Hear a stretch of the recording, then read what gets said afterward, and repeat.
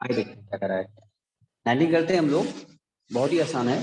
Shri Ravi Gupta furnishes the following information. He built a house in 2001 in a cost of ₹2 lakh for self residence। अच्छा, अपने खुद को रहने के लिए 2 लाख रुपए का यानी कि रेसिडेंशियल हाउस बनवाया है 2001 में। आप जानते हैं 1 से इंडेक्स स्टार्ट होता है 100 का।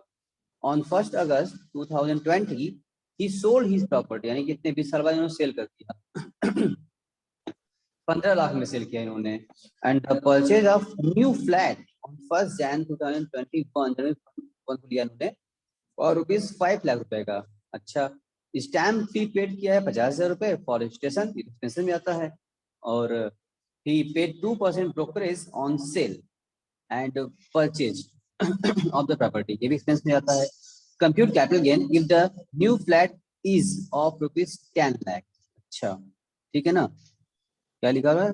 And purchase a new flat on 1 January for ₹5 lakh है। और नीचे कह रहा है, कहाँ गया, if the new flat is of which 10 lakh, how much capital gain shall be taxable? यानी दो केस बन गया आपका, वो 5 लाख परचेज किए हैं, फिर अगर 10 लाख होता तो क्या होता, कोई बात नहीं है, दोनों केस हम समझ देंगे यहाँ पर। तो पहली बात तो हमको, आपको जानते हैं अच्छे से निकालना होता है हम लोगों को नेट कंसिडरेशन, जिसमें क्या करते हैं हम सेल प्राइस पहले लेते हैं, सेल प्राइस से एक्सपेंसेस प्लस किया जाता है।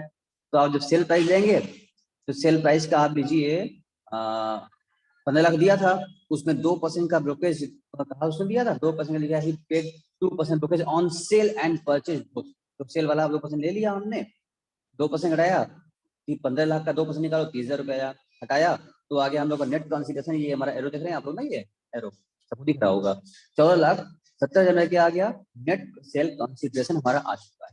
ठीक है ना। अब इसमें क्या करना है भैया, आप प्लेस करेंगे index cost of house. Sir रुकिए, हाँ बोलो सर ये बताइए, क्या बताएं बच्चा, सर ये बताइए कि इसमें एक्सपेंसेस जो है सिर्फ ब्रोकरेज क्यों लिया है, बाकी एक्सपेंसेस जो इसमें थे यहाँ पर, कहा था आपने यहाँ पर, इन्होंने किया था स्टैम्प ड्यूटी दिया 50,000 रुपए का, रजिस्ट्रेशन का खर्चा दिया था, ये भी तो लिस्ट किया जाता है, ये लिस्ट क्यों नहीं किया आपने एक्सपेंसेस तौर पर, ये बताइए। सर वो तो नया जो हाउस खरीद रहा है उसके ऊपर न खर्च किया है सर। यस एक्जैक्टली, यानी कि हम लोग जो एक्सपेंसेस लेस करते हैं, सेलिंग प्राइस है, सेल करने का एक्सपेंसेस, सेलिंग एक्सपेंसेस लेस करते हैं हम, परचेजिंग एक्सपेंसेस लेस नहीं करते हैं। पॉइंट टू बी नोटेड बच्चों, पॉइंट टू बी नोटेड। आप लोग हमेशा ध्यान रखिए, एग्जाम में ऐसे ही परेशान करेगा कि सेलिंग एक्सपेंसेस आपको आदत पड़ी है लेस करने की, और वैसे एक्सपेंसेस ने वहां पर जी चुपके से वो घुमा दिया है, परचेजिंग एक्सपेंस दे रखा है आपको, तो आपको परचेज एक्सपेंस लेस नहीं करना होता है, क्योंकि सेल प्राइस लेस करना है, तो हमें चाहिए सेलिंग एक्सपेंसेस ना।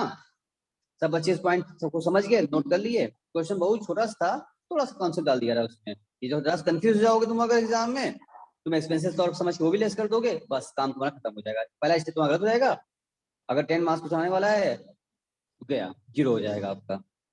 इसलिए एकदम ध्यान से रख रहो, ये चैप्टर बहुत ही आसान है, ये आपको 100% भी देगा मार्क्स, और आपको 0% भी कर देगा, ये करवा देगा आपसे अगर जरा से चुके आप प्रोविजन तो सेलिंग एक्सपेंस बस खाली था ब्रोकरेज को हटा दिया, तो मेरा आ गया नेट सेल कंसिडरेशन, हम लोग पा गए नेट सेल कंसिडरेशन पा लिए हम लोग। And then after index cost करना होगा, तो 2 लाख का लिया था, आपको बताइए कि परचेजिंग ईयर का इंडेक्स डिवाइड करते हैं 100 था, और सेलिंग ईयर इंडेक्स 300 होता ही है इस साल का, किसका इशू कर दिया हमने, तो मिल गया हम लोग को इंडेक्स कॉस्ट ऑफ एक्विजिशन, हटाया हमने, तो आया 8,68,000 रुपये मेरा क्या आ गया, ये 8,68,000 हमारा क्या आ गया, ये 8 लॉन्ग लाख टर्म हमारा क्या आ गया पंकज, सुभी क्या आ गया हमारा, long term capital gain, long term capital gain हमारा आ चुका है आपके सामने, 8,68,000 लॉन्ग टर्म का आ चुका है। ये आपको लॉन्ग टर्म टैक्स टैक्स इतना देना जमा नहीं करना, इसको लॉन्ग टर्म टैक्स लगेगा, इतना लगेगा, वो आगे देखो लॉन्ग टर्म कैपिटल गेन निकल गया, हम यहाँ गया है। अब यहाँ आपको एग्जाम्पशन अगर आपको लेना है, एग्जाम्पशन आप ले सकते हैं। एग्जाम्पशन में कहा था उन्होंने नया रेजिडेंशियली फ्लैट परचेज किया है हाउस, उसकी कॉस्ट थी 5 लाख रुपए, और परचेज करते वक्त उन्होंने 50,000 रुपए एक्सपेंस किया था वो, और ब्रोकरेज 2%, नहीं 5 लाख 2% 10,000 रुपया आ गया, कुल मिला के 5,60,000 हो गया। सर यहाँ परचेज करते वक्त जो एक्सपेंसेस दे रहे हैं वो सारा जो है ना कॉस्ट ऑफ एक्चुअल में ऐड होता है, क्योंकि मेरी परचेज प्राइस को बढ़ाता है। अगर हमने 5 लाख का लिया है अब कोई फ्लैट, जिसमें कि 10,000 कमीशन दिया, 50,000 रजिस्ट्रेशन चार्ज दिया, तो मेरे जेब से 5,60,000 गया ना, तो मेरी कॉस्ट जो पड़ी वो 5,60,000 हो गई। तो परचेज करते वक्त एक्सपेंसेस जो होते हैं उसमें जोड़ लेते हैं, और सेल करते हुए एक्सपेंस जो होते हैं उसमें हम घटा देते हैं। Point to be noted again, सब बच्चे अपनी भाषा में पॉइंट नोट कर लें। क्या हमने बोला कि सेल करते वक्त जो एक्सपेंस होगा सेलिंग प्राइस में लेस हो जाता है, लेकिन परचेज करते हुए एक्सपेंस होता है वो परचेज प्राइस में ऐड कर लेते हैं। फाइनली मेरा परचेज कितना माना गया, 5,60,000 का माना गया। तो हम जो न्यू फ्लैट परचेज किए मानेंगे हम लोग 5,60,000 परचेज किए, जोड़ लियो उसमें, जोड़ के तब इकट्ठा कराएंगे 5,60,000। तो 5,60,000 में परचेज किया था, 5,60,000 घटा दिया हमने। जब 5,60,000 घटाए तो बचा 3,00,000। अच्छा ये कौन से सेक्शन में छूट मिला हमको, सेक्शन यहाँ लिखा तो नहीं है, पर आप बता सकते हैं बहन जी कौन सेक्शन है? सेक्शन 54। ये 54 मिला हम लोगों को यहाँ पर। पांच उसमें तो उसमें क्या करना पड़ता है इन्वेस्टमेंट, सेल कंसिडरेशन या फिर कैपिटल गेन, क्या इन्वेस्ट करना पड़ता है उसमें? Capital gain sir.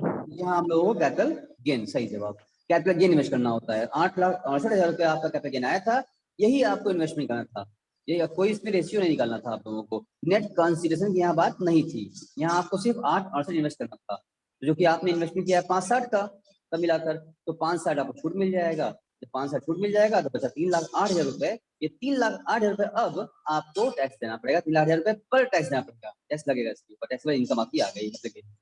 ठीक, अब क्वेश्चन आपसे कहा था कि भाई देखिए अगर आपका जो नया मकान परचेज किया है, नया वो फ्लैट वो 10 लाख होता तो क्या होता? कोई बात नहीं, अगर फ्लैट हमारा 10 लाख का होता तो 10 लाख उसका रेजिडेंस चार्ज उसका एक्सपेंसेस सब जोड़ लेते, 10 से ऊपर ही रहता हमारा।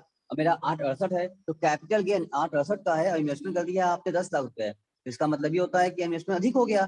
तो हमने बताया था ना आपको कैपिटल गेन 54 में क्या बताया था, कैपिटल गेन का अमाउंट या जो आपने इन्वेस्टमेंट किया है, जो दोनों में कम हो जाए वही मिलेगा आपको।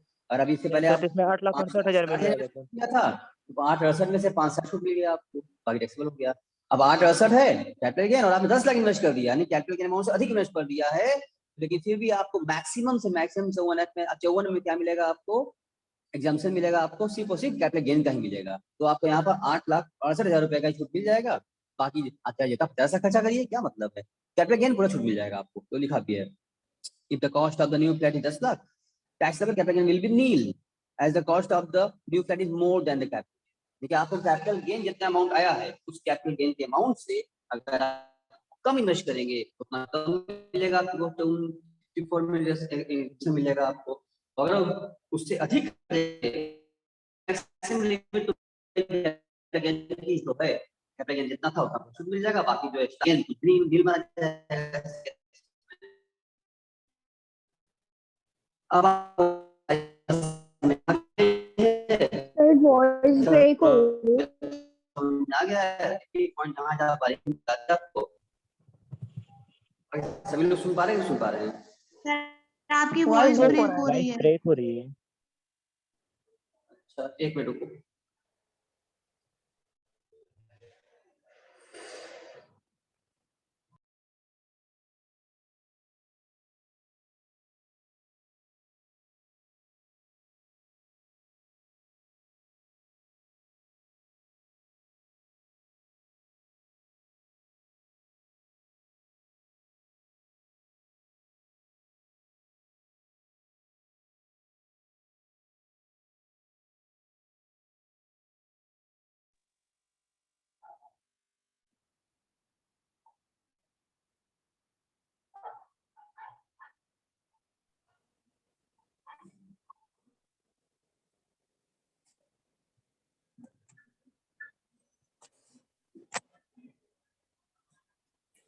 अभी क्लियर आवाज आ रही है, अब सही है? Yes sir. हाँ हमने नेटवर्क चेंज कर लिया। अब बताइए इसमें इस वाले एग्जांपल 19 वाले क्वेश्चन में कुछ पूछना है किसी को तो पूछ सकता है हमसे।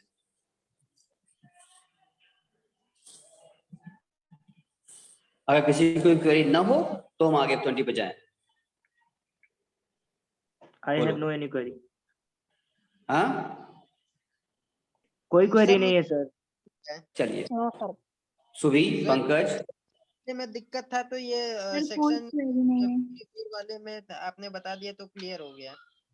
चलो ठीक है, समझ में आ गया आप लोगों को। चलिए तो हम आगे बढ़ जा रहे हैं। रिवाइज क्या करो बच्चे, जब क्लास वापस जाती है अपलोड होती है तो जो हमने कहा ना जो क्लास कर चुका रहता है वो सोचता है भाई तो क्लास कर चुके हैं क्या वो रिपीट करके, लेकिन नहीं, आप लोग टाइम दिया कीजिए। जब आपको सुविधा मिला है रिपीट करने का, हम सारा क्लास रिकॉर्ड हो रहा है हम अपलोड कर देते हैं, तो आप सभी लोग रिवाइज किया करिए एक बार और अच्छे से क्लियर हो जाएगा।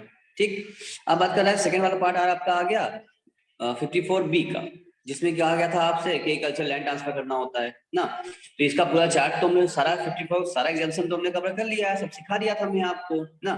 तो अब खाली क्वेश्चन लगाना था हम लोगों को, ये सब प्रोविजन बता चुके हैं हम आपको, आपने नोट भी कर लिया था उस दिन, क्यों महेंद्र, सब हो चुका था ना। यस सर, हो गया है। सारे प्रोविजन बता दिया हमने, खाली बस आप क्वेश्चन पर डिस्कस करना था हम लोगों को। अब देखो 20 क्या कह रहा है, थोड़ा ब्लर हो रहा है, आप अपना बुक ओपन किए रहिए, वहां से आप क्लियर दिखेगा। Agriculture land situated in Agra, purchase in 2004-5 1,13,000 rupees में, एंड सेल किया गया है 8 लाख में ऑन 1/5/2020 में किया गया, ठीक है। The assessee purchase another piece of agriculture land on 1 August 2020 for rupees 3,70,000।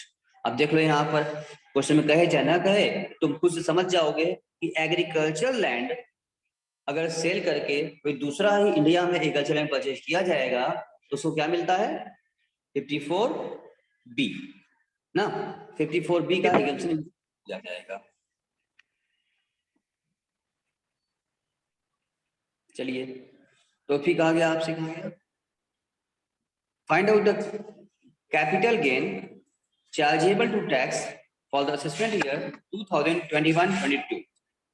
The cost inflation index दिया है 2004 का, आपको 5 का पता है, आपको 118, एंड इसका 2021 का 301 पता ही आप लोगों को।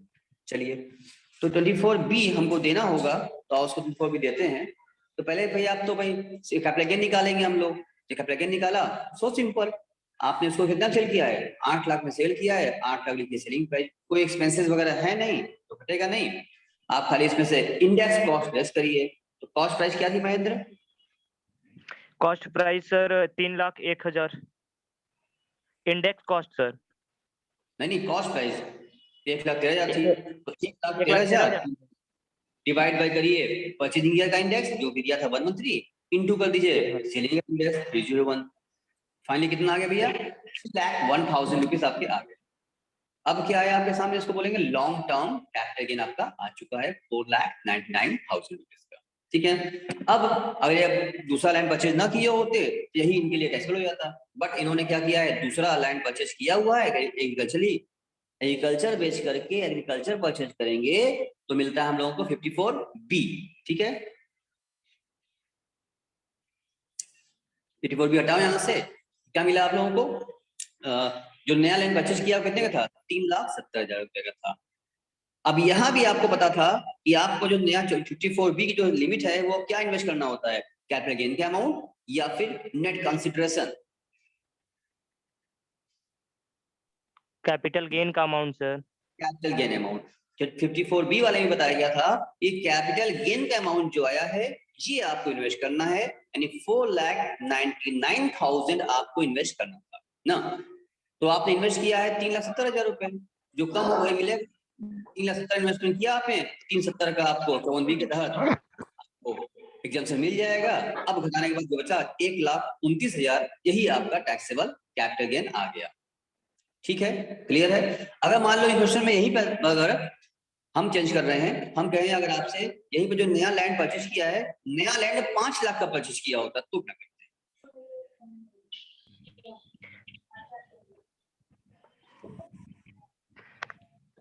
कौन बताएगा?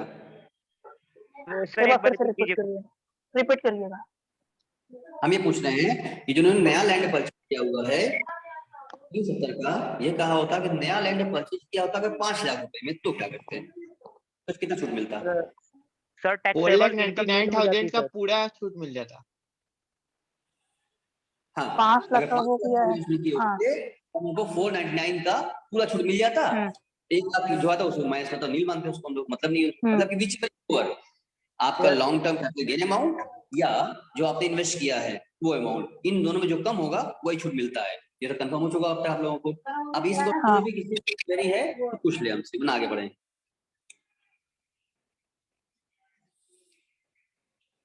Again, I am repeating. If any query is there regarding this question, you can ask. Otherwise, let's go further. No any queries sir.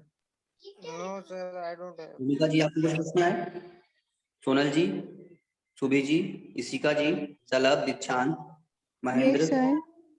कुछ पूछना है आपको? Harsh, Pankaj? No no sir. अच्छी बात है, सब बच्चों क्लियर हो रहा है, अच्छी बात है, क्योंकि प्रॉब्लम हम समझ चुके हैं, अब क्वेश्चन लगाना आसान हो रहा है हम लोग के लिए। ये खत्म है हम लोग का, फिर अगला क्वेश्चन करते हैं, क्या जा रहा है 21 पे आते हैं। देखिए 21 क्या कह रहा है। 21 कह रहा है x company limited has an industrial undertaking in UP, a building which was constructed in July 2012 and used for purpose of the industrial undertaking। कुछ याद आ रहा है? हम लोगों ने इस तरह कुछ पढ़ा था, कौन से एग्जाम्शन में था ये? ए सर 54D। हाँ 54D, तो उसका सारा प्रोविजन तो याद आ ही रहा होगा आप लोगों को। तो जरा एक बार महेंद्र जी 54D का प्रोविजन बोल दीजिए, तब उसमें पढ़ने में मजा आता है। 54D में क्या प्रोविजन था? 54D में सर ये था कि कोई लैंड या बिल्डिंग सर अगर किसी सर इंडस्ट्रियल पर्पज के लिए सर यूज किया जा रहा है और अगर उसका कंपलसरी एक्विजिशन होता है सर। ना ना ना ना ना, ये तो नहीं था। और कोई?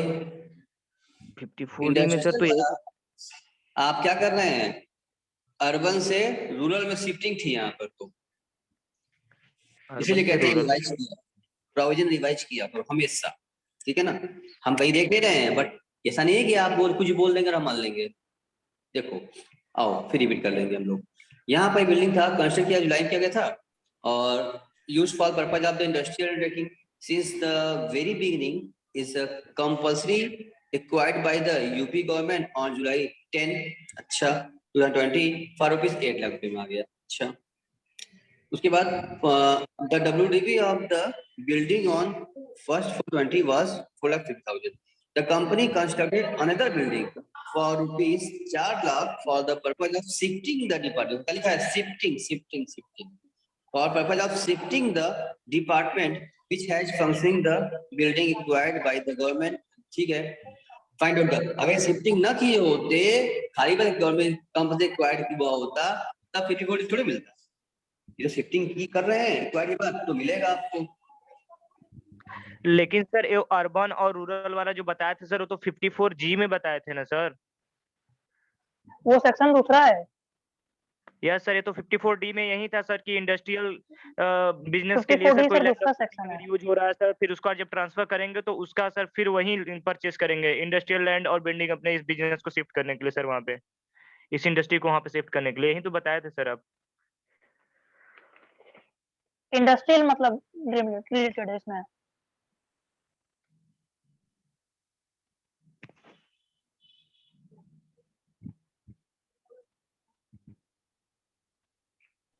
क्या बोल रहे हैं आप? सर वो जो अर्बन और रूरल सर बोल रहे थे आप, वो तो सेक्शन 54G में बताए थे ना सर कि ऐसा होता था सर अर्बन रूरल वाला। वहाँ तो था नहीं, यहाँ पर यहाँ आइए, हाँ 54D में आइए, ठीक है आइए। देखिए अब यहाँ निकालना है क्या करेंगे लोगों को, क्योंकि देखो यहाँ पर तो भाई शॉर्ट टर्म वाला सिस्टम हो जा रहा है, क्यों दिया WDV बात कर रहा था हमसे यहाँ पर। तो पहले हम यहाँ निकाला हमने, जो कंपनसेशन वहां से मिला है 8 लाख रुपए, वही क्या मान लिया जाएगा इसका, एज ए सेल्फ कंसिडरेशन मान लिया जाएगा 8 लाख रुपए। तो 8 लाख मान लिया हमने। उसके बाद फिर हमने उसमें से बिल्डिंग की WDV लेस किया,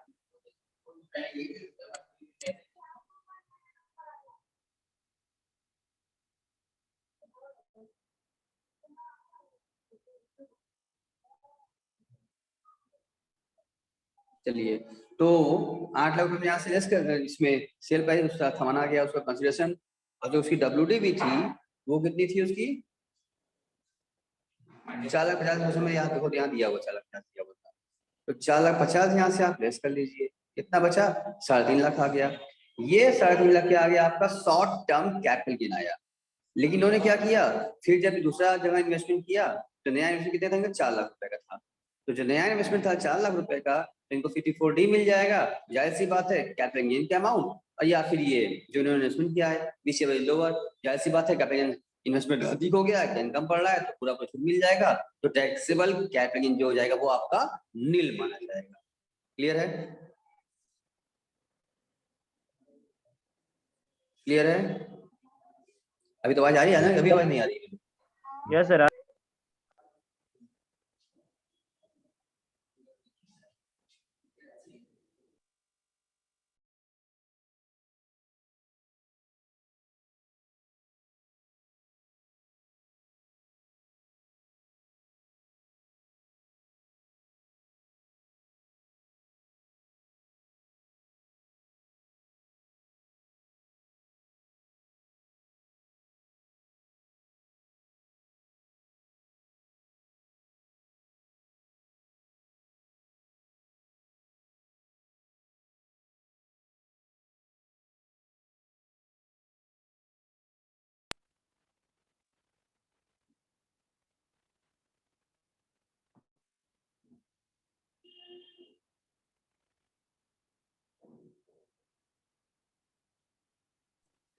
चलिए अब देखते हैं हम लोग 22 ये क्या कहता है, देखें।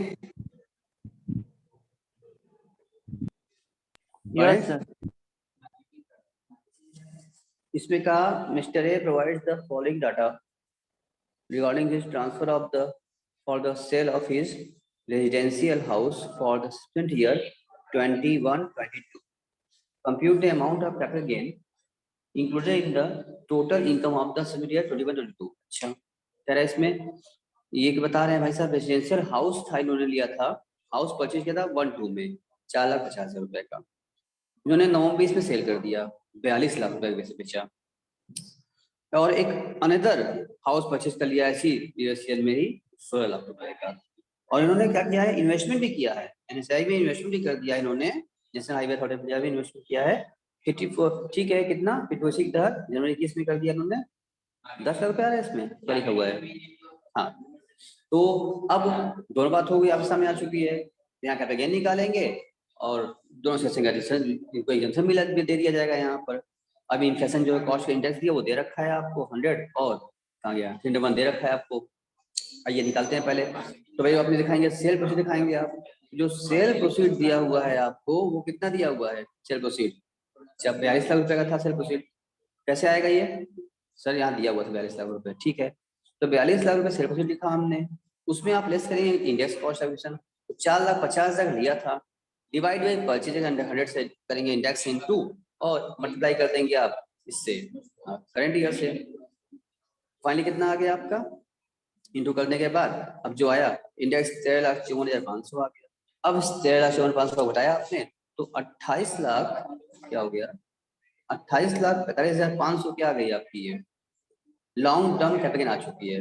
अब आपने नया मकान परचेज किया था 16 लाख रुपए का, तो 54 के तहत सेक्शन 54 के तहत आपको एग्जाम्पशन मिल जाएगा इसका, तो जितना इन्वेस्टमेंट किया है आपने 16 लाख है और कैपिटल गेन अधिक है तो वही मिलेगा आपको, 16 लाख तक का आपको इसमें ले लिया आपने, 54 के लिए यहाँ पर 12,45,500 आ गया। उसके बाद फिर आपने क्या किया है, एग्जाम्पशन ले लीजिए आप 54 EC का, क्योंकि उसमें भी आपने किया था 10 लाख इन्वेस्टमेंट किया था, वो भी ले लिया आपने 10 लाख का। यानी कि सर यहाँ पर समझ सकते हैं बात को कि कैपिटल गेन अमाउंट का जो एग्जाम्पशन है जरूरी नहीं है कि जो भी हमारा कैपिटल गेन अगर आ रहा है तो कोई एक ही सेक्शन में हम ले सकते हैं, हम चाहें तो डिफरेंट सेक्शन में इन्वेस्टमेंट करके अपना कैपिटल गेन टैक्स हम बचा सकते हैं। यानी कि 54 में भी मिल सकता है, साथ साथ अगर 54 वैल्यू कम हो गई तो कम मिला और चाहते हो तो ठीक है दूसरा रास्ता अपना लो, उसमें भी इसमें इन्वेस्टमेंट ना होता है वहाँ इन्वेस्टमेंट कर दीजिए आप बॉन्ड में परचेज के लिए, उन्होंने यहाँ सही बॉन्ड लगा दिया पैसा लगा दिया तो वहां से भी छूट मिलता है, तो 54 मिल जाएगा और बचा 50 EC वो भी मिल जाएगा आपको, दोनों मिल जाएगा। अब उसके बाद जो बचा 2,45,500 ये टैक्सेबल हो गया आपका अमाउंट। अगर इसको भी आप बचाना चाहते हैं अगर तो ये जो 10 लाख का परचेज किया आपने इसी को आप 15 लाख परचेज कर लिए होते NHI का बॉन्ड तो अपने आप टैक्स किया होता वो नील हो गया होता। यानी कैपिटल गेन टैक्स बचाना है आपको, उसके जाने के रास्ते यही आपके हैं कि आप जो जितने भी 54 के तहत आपको डिफरेंट टाइप में दिए हुए हैं एग्जाम्पशन का लिमिट तो सारा आप यूज कर सकते हैं, जरूरी नहीं कि एक बार में कोई एक ही मिले। बात समझ में आ गई कि डबल ट्रिपल भी हम ले सकते हैं 54। अभी हम यहीं पर बिफोर EC भी था इक्विटी शेयर परचेज कर लिए होते उसका मिल जाता। कुछ याद आ रहा है सब, मैं समझ में पा रहे हो समझ पा रहे हो? यस सर समझ पा रहे हैं।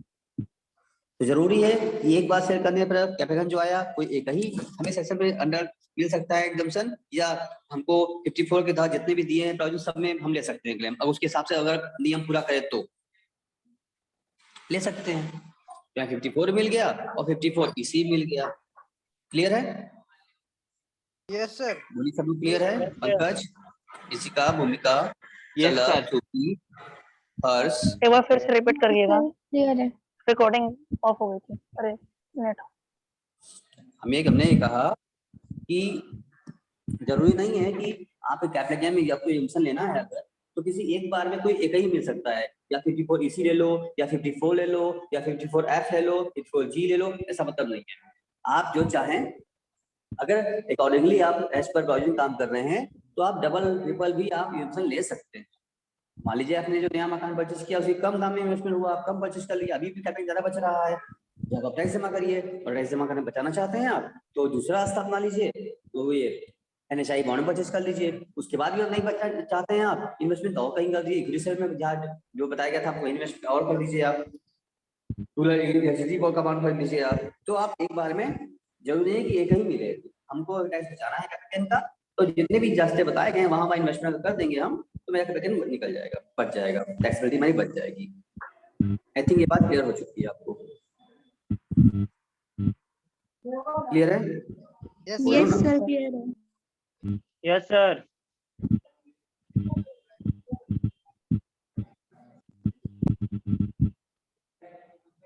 अब ये क्वेश्चन लिखिए, हम बोल रहे हैं अभी क्वेश्चन आपको, बोले सर। कॉपी पे उठाइए जरा, ये क्वेश्चन लिखिए, हम बोलेंगे आपको। एक आपको इतना कर लिया आप लोगों ने ना, अभी आप जो है खुद से करें वो बताएंगे आपको, प्रैक्टिस भी जरूरी है। अभी क्वेश्चन हम बोल रहे हैं, आप लिखिए फटाफट। Okay sir. सब बच्चों ने कॉपी पे उठा लिया, बोले आवाज सही जा रही Yes, है, sir. क्लियर है? वॉइस क्लियर है मेरी, बोले। Yes sir.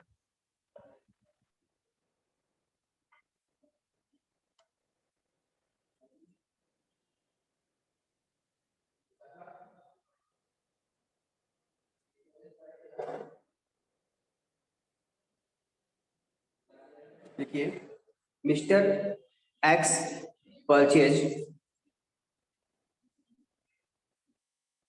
Mister X purchase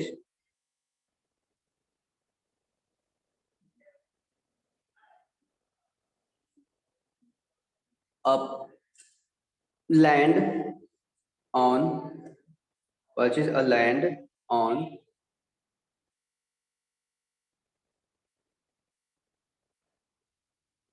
June 2001, June 2001 for rupees, June 2001 for rupees 10 lakh. He sold this land for rupees 80 lakh, Sila, for rupees 80 lakh, for rupees 80 lakh 80 lakh ना sir? for rupees 80 lakh on July 2020, on July 2020, on July 2020, and invested rupees 70 lakh, invested rupees 70 lakh in bond issued by, in bond issued by, एक बार sir repeat कर दीजिएगा 70 लाख के बाद से।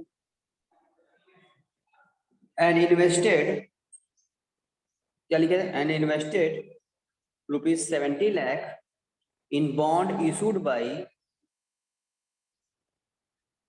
National Highway Authority of India, NHAI, bond issued by National Highways Authority of India, NHAI, on January 2021, January 2021, January 2021, ठीक है?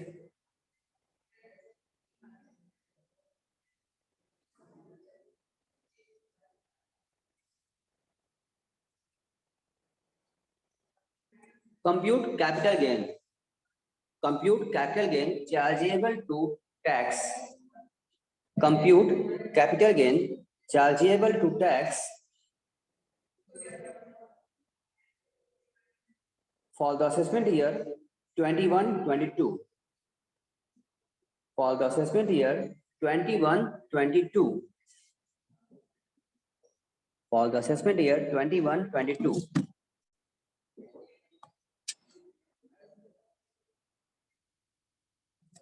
सब बच्चों ने नोट कर लिया? Yes sir. चलिए, तो इमीडिएट हमको जरा बताइए, 2 मिनट लगेगा, तो बताइए कि कैसे निकालेंगे इसको आप एक पॉइंट यहाँ अच्छा सा आपने फंसाया है, देखते क्या करते हैं आप। सर इसमें इंडेक्स कॉस्ट रहेगा कि नहीं? इंडेक्स कॉस्ट हमेशा रहेगा, आपको पता है। परचेजिंग ठीक है। इंडेक्स कॉस्ट तो एक लिख लो, इंडेक्स कॉस्ट जो है 12 का होगा 100 और 2021 का होगा 301। यूज तो करना ही है आपको, ठीक है। ठीक है।